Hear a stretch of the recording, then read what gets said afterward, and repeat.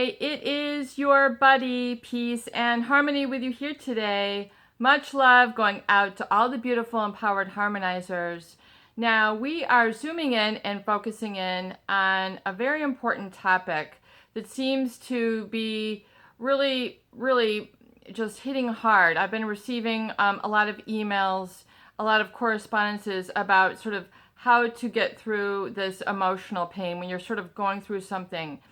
And we're going to zoom in and focus in on sort of how do you really move through the emotional pain that has been experienced or really sort of given to you or bestowed upon you when you're in a relationship with someone who is narcissistic or psychopathic. It's very important, I feel, for people to understand that there is an experience of what is called projection, manipulation, gaslighting, and brainwashing that keeps you from your greatest self, that keeps you separated from what is in your best interest when you are in a relationship with someone who is narcissistic or psychopathic. Why is that? Well, when we look at someone who is narcissistic or psychopathic, and yes, I put those two together in sort of a little compartment because this channel is for those people who have been victimized, hurt, confused, derailed, or victimized by such people. So my audience is strictly for those people who have, experienced a wound, an injury, an insult to their personality, if you will, that has caused them to experience a compromised life, separated from what is in their best interest, their greatest strength. Sort of there's a splitting or severing or a disconnect from one's emotional and logic center. So there's a lack of occlusal alignment, coming together within a unifying of logic and emotion.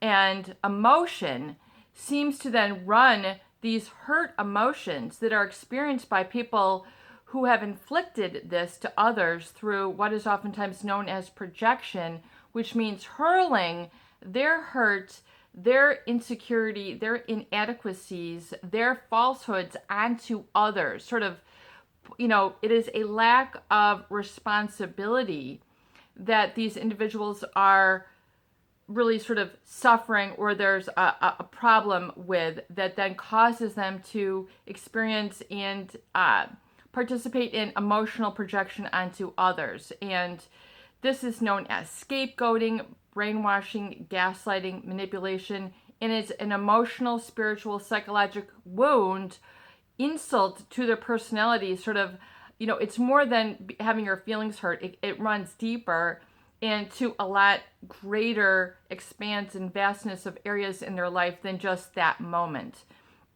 So to really move through the hurt, you have to understand, I feel, the cause that's created this experience of being wounded, of being hurt, of being a victim, of being manipulated, of being played for a fool, scapegoated, taught that you're not good enough.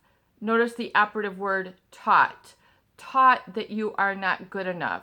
Surrounded by enough intensity and messages, either from one person or a series of other people, that really drives it down into one's core, basically one's subconscious and self-esteem.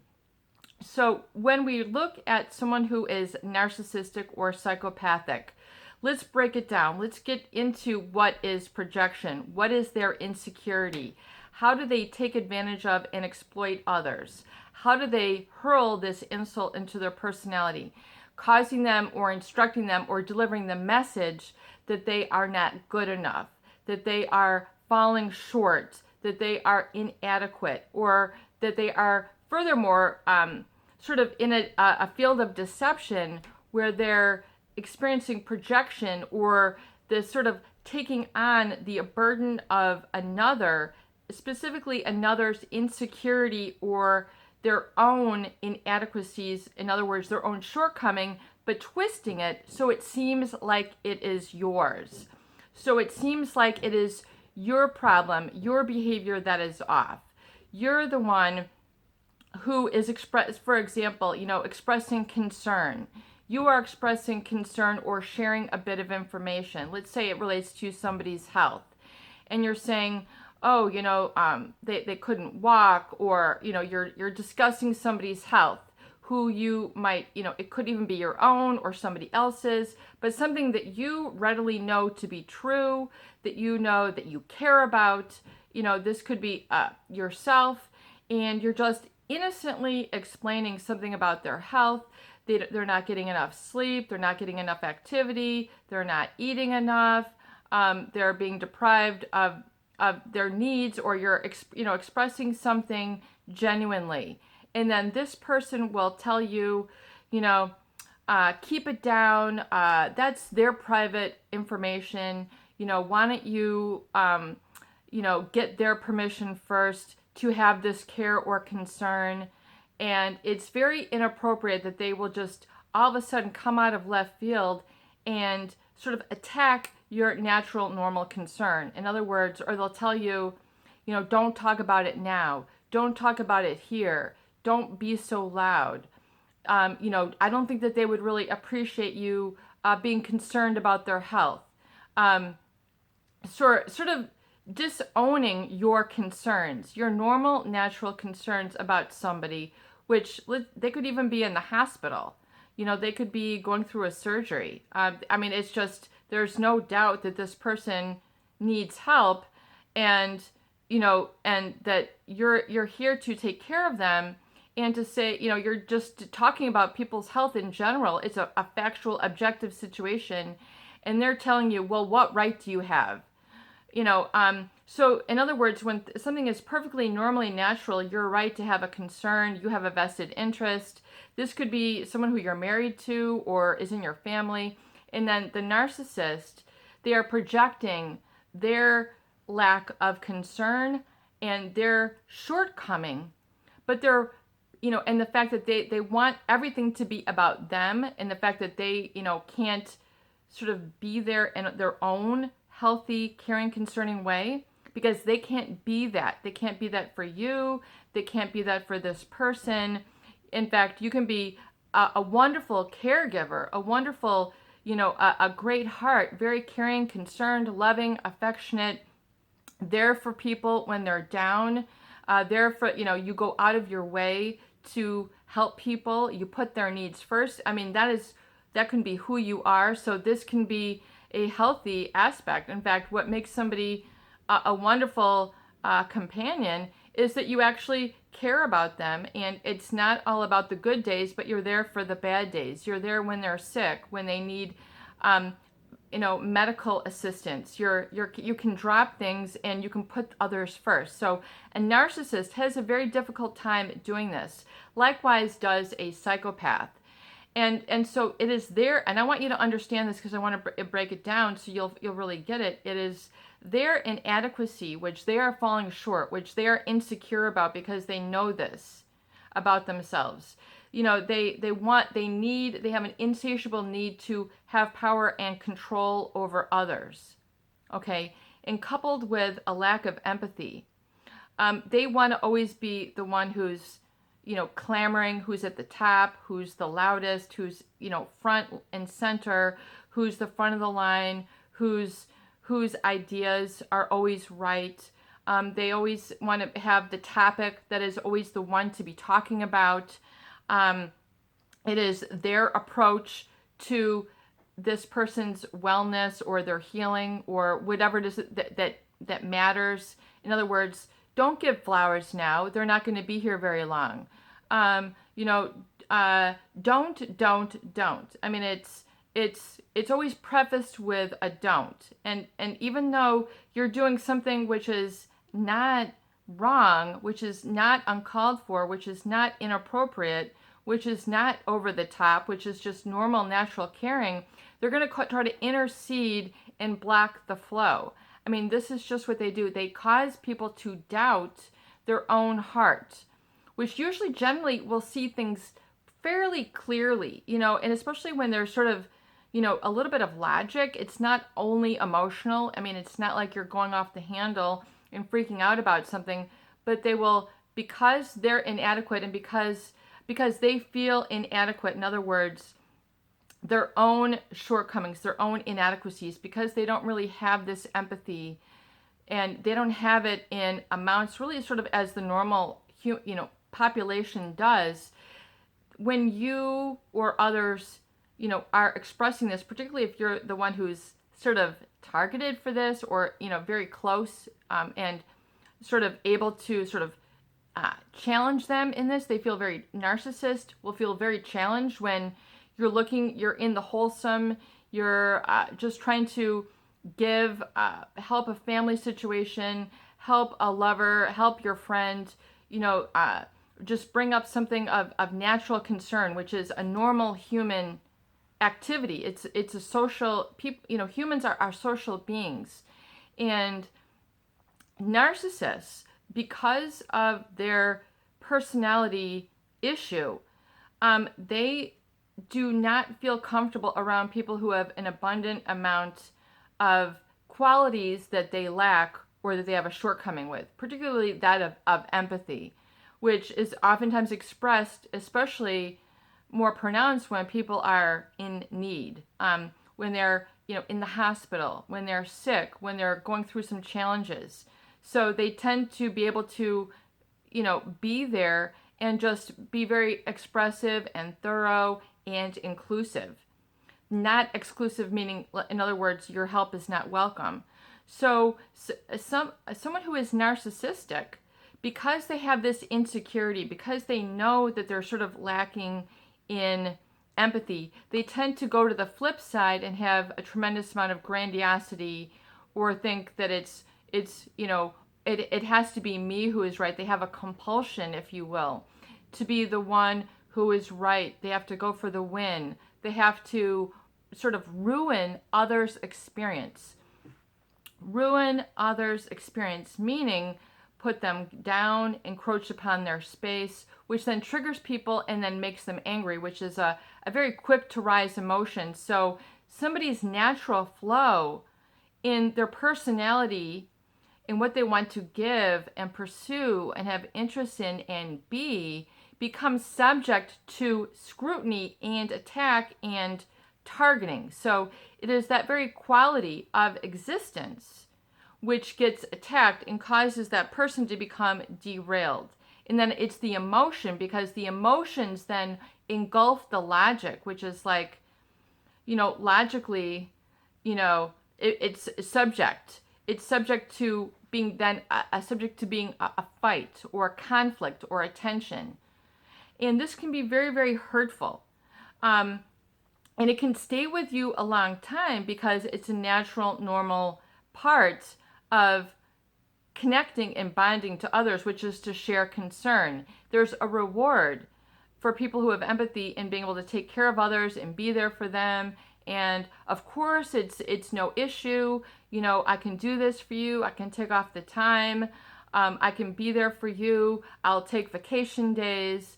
I will make your dinners. I will do your laundry. But this normal, natural part of the relationship, which should be able to flow and be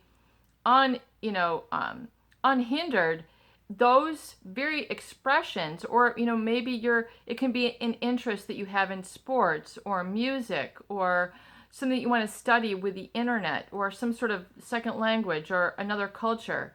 These things which are genuine to you are oftentimes the subject of attack. And it's because someone who is narcissistic or psychopathic, because they have a shortcoming and an inadequacy, and there's something that they basically are trying to push down and suppress and repress, that they then will then target the people who have an abundance. And they'll, call them or target them as if there's something inherently wrong and flawed with that person, which is number one,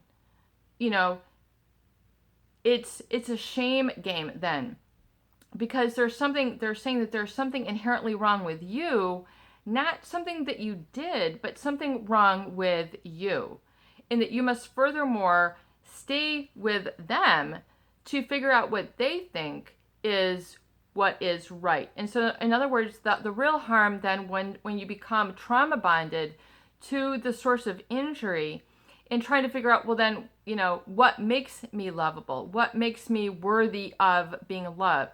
What makes me worthy of concern. What should be my concern then? In other words, your heart then gets displaced.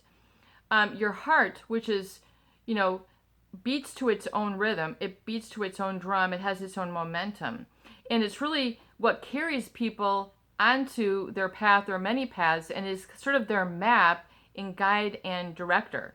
And so when you have been insulted or falsely accused in this way, it oftentimes is on the level of shame, which means that there's something inherently wrong with you, which is a fallacy. That is not correct. It is the projection of the narcissist, the projection of the psychopath, the manipulation, the twisting of it is their pain and their insecurity, and that is displaced onto you. So when will you see it? When you're rising up in the world, when you're stepping up in the world, when you're sharing your concern. In other words, if how you shine, which God love you for your dedication and your perseverance and having a heart and caring and loving, it is in your moments when you're going to shine that you're going to see this, either withholding of communication, not participating, those quote unquote, then you have to go chasing and wondering where they are. And so you're not able to certainly be present and be able to experience your own path towards shining, if you will. So they're going to try to derail it then, because then if you were to grow, and then if you were to shine and be secure and strong and confident within yourself, well, then it threatens them. So it's for their need that they will then take you down in the gut, sock you in the stomach, have you bend over, cause you to lose faith, lose vision for your life, because you're trying to then come up from the pain, and you go, God, man, that hurt. Like that comment just came out of nowhere, and like that just derailed me. It will stop and truncate your thought process, so you're not able to think in like a consecutive way. In other words, it can be right, at a family gathering when you're just trying to do something, and then boom, you feel like you're going to bottom out, and then here you are, taken down 20 flights of stairs emotionally, and you just feel like you can't speak anymore, so you want to just shut up. But that's not right, because then the narcissist wins. Do you see how this is instrumental to a narcissist preserving their number one matriarch or patriarch place? Okay, so when are you going to see it? When you're rising to the top. Perhaps it could be in your education, it can be in your relationships, it can be in your income, it can be in your own personal development. So when you're growing, when you're improving, when you're happy, these concepts are of a threat, because a narcissist wants to be the one on top, especially in specific situations, families, work environments, communities. If it's quite large, people who want to be, in the biggest or best in the state, or their industry, whether it's the music industry, the finance industry, the movie industry, the music industry, whatever it is, they're not okay with being, second, third, just they want to be perceived as the best. And to them, perception is reality. So if they can at least tumble some people down, then they feel at least that they're standing above, head and shoulders above everybody else. But it's like, why would you want to do that anyway? But besides that point, so you can understand why then it's not your fault. It's not an inherent, you are lovable, you are strong, you are intelligent, you do have true interests, you are good enough. In fact, you're wonderful, you're magnificent, you are gorgeous, handsome, loving, kind, and just how you should be. But to be the subject of this attack, especially false accusations to the shame level, That is what really takes people off their game, off of their confidence, and it plants the seeds of self-doubt, and those are watered time and time and time again. In other words, there's something inherently wrong with you. Why would you, don't, and why, always the questioning, the doubting, and then the criticism, so that you can stay focused on their obsession and not focus on the strengths and what's going right and what's good for you. So it's like a perpetual pessimism. And this can hurt. Shame and embarrassment I feel are really some of the most toxic and hurtful and wounding emotional experiences. And the fact that it becomes illogical, especially in the beginning, is why it's so difficult to move through, because there is no logical basis to explain. They seem to be the one with the logic.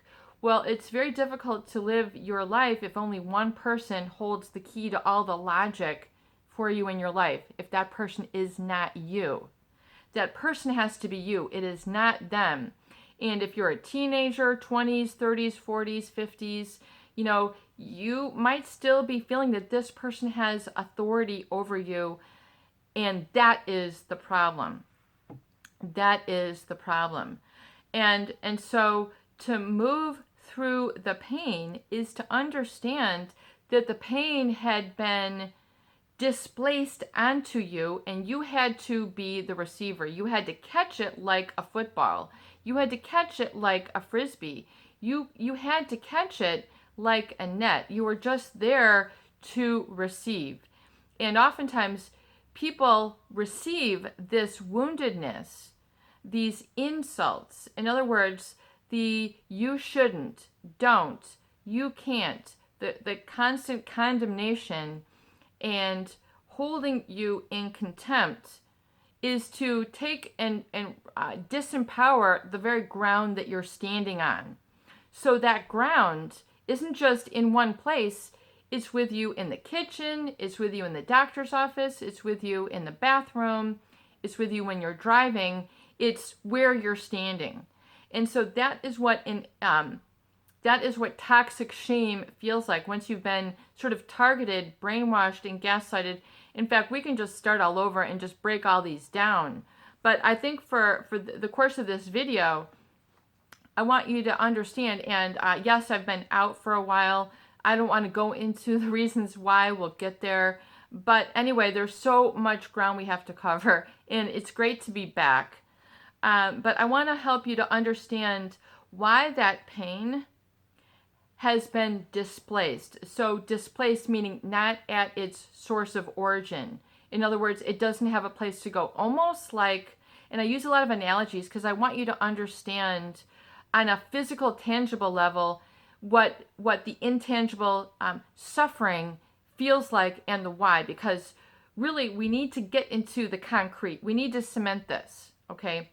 So, and it's very complex. The human being is extremely complex, especially today more than ever, now that we have the information age and there's so much going on with how the flow of information is controlled oftentimes by people who are narcissistic and psychopathic, which causes more injury. In fact, that's a whole nother topic in and of itself. I need to start writing these down because there's so much juice and information here that I think will really help relieve a lot of this suffering. And that's another part of the problem, which is then the narcissist or psychopath then controls the flow of information and doesn't allow you to communicate, to think, to express, to process, to do, to plan. It is staying in the toxic. It is staying in that toxic shame. Toxic shame is really what I want you to understand. It's feeling of inadequacy at the chorus level, which is a fallacy. That is a lie. You are not, inferior at the core. You are not. You are magnificent. Your creator made you this way. You've got trillions and trillions of cells, a beautiful mind, a beautiful heart, a beautiful gift, that your personality, that you alone, only you as an individual have walked all the steps that you have. No other individual on this planet has walked your path except for you. Do you know how magnificent that is? Only you possess all the specific amount of experiences that you have. No other individuals. And that makes you original and a unique, precious individual. No other person has curated and culminated all the experiences in the ways and manner in which you have. That makes you magnificent. That is a miracle of consciousness. And that gives you the gift of generosity and consciousness and foresight. So you have to own this magnificence and take responsibility and understand where along the path that you were a receptacle for this pain. You caught it, and often, as I was saying, once again, there's so much here. In fact, I think we have to do a lot of videos because there's so much information here. So once again, displaced, as I was going to say earlier, as sort of an analogy, is that it's almost like a refugee. So if you've heard of a refugee who's been displaced from their homeland and they're now on a space of being a refugee. So to leave one land and to be displaced onto another, or someone who's been in a hurricane, they've displaced to save land. From someone who has, their house is burned. We hear about just the horrific wildfires that take place in Colorado and California, and these people are temporarily displaced into living in another, while their home is being rebuilt. So they've been displaced, they've been moved from their place of origin. So that is how I feel that emotional wounding, it's being displaced from the person and it's being put onto you. So their anger, which is an emotion and hostility, and this finger pointing, this blaming, this sort of squeezing everybody out so that they can be on the top, that they have to be the leader, the one, okay, that no one else can share the spot and sees things the right way that they do. So the people then who are around them will become a target or a victim for their inadequacies because you are a challenge to them. Your position, your gifts, your manliness, your femininity, your gift for caring, your gift for discernment, your gift for being loving, all of your gifts, your gift to listen, your gift for doing, your gift for observing, your gift for your own intelligence. There's a number of different intelligence and purposes that you have, but oftentimes people feel separated and disconnected and no longer know themselves or know what to do because of the suffering, because of the hurt that has been displaced onto them, because of the turmoil and the insecurity and the chaos that's going on in the source. So as they say, you have to consider the source. People who are displaced from a fire, obviously there's a destructive element. People who have just been displaced in a hurricane due to a destructive element. People who have been displaced from their country of origin due to a destructive element. They're, we don't want to get into political mumbo jumbo here, but I want you to understand that there's a destructive element that causes that displacement. In other words, it's a moving out of the negative into the positive. So do you see how it's flowing from the negative, them, into the positive, you? So it's getting them to balance out, but it gets you to become imbalanced. Do you see how that is a problem? That is a huge problem. So really, how could I be a threat? I am not a threat. How could I be a problem to them? I am not a problem. Oftentimes, this emotional pain does not compute logically. It logically doesn't make any sense, so it's very difficult to solve. Very difficult to solve and very difficult to heal from. And especially when the pain rises up very quickly on a day-to-day basis. Feeling of being threatened, being angry, rises. Those emotions rise very quickly. That's why, once again, those issues that we see on newspapers, It's a sunny, beautiful day. You're not going to hear about that. The flowers are growing beautifully. That's not going to be on the headline. It's going to be what tornado. It's always going to be about the negative. And so you have to understand a few really interesting things about life and people who have an insatiable need for power and control. You have to get these fundamentals, nuts and bolts down. This is not described, and there's no intervention in school, college, etc. So this is going to be a quick video, but I want just that element because we've got to wrap up. But I hope you understand the cause is created this effect, and to get your own space free and clear. To remove the pain, take ownership of your own space free and clear, and know in your heart that you are kind, loving, generous, supportive, strong, talented, intelligent, and you have the divine running through you, which supersedes them as the authority. You have authority over yourself and your life, over, above, and beyond this individual or series of individual, namely that of your self-esteem, which is connected to the infinite divine intelligence, which is divine order. So getting through the pain is getting divine order, if you will, back in your life, and understanding that flow between emotions and logic, and being able to, come to terms and feel in that hurt and understand a little bit more of what happened in the past or in the beginning of this that set this whole thing into play. So you have to understand and then forgive and release and let them go. Give up their fight for them. So when we talk about sacrifice and what what is it to let go? It's to give it up. To give up their fight. Give up their battle. I'm no longer fighting over this. It's like a tug of war. It's like having a sack. I want this sack. No, this is my sack. You can pull and pull and pull. It's just going to exhaust you. Let it go. Let them have the sack. Let them have the rope. Let them have the ego. Lego my ego waffle. Remember that, let them have it. Let them have it. Let it go. When they say surrender, peace and harmony, what does that mean? I give up. I give up. You win. You win the conflict. Go ahead with your tension and conflict and judgment and finger pointing and problem with everybody, and nobody, is good enough in your eyes. Give up their fight for them. What oftentimes the burden you're carrying is their fight within them. It is displaced onto you, meaning it's oftentimes projected and meant to hurt, harm, and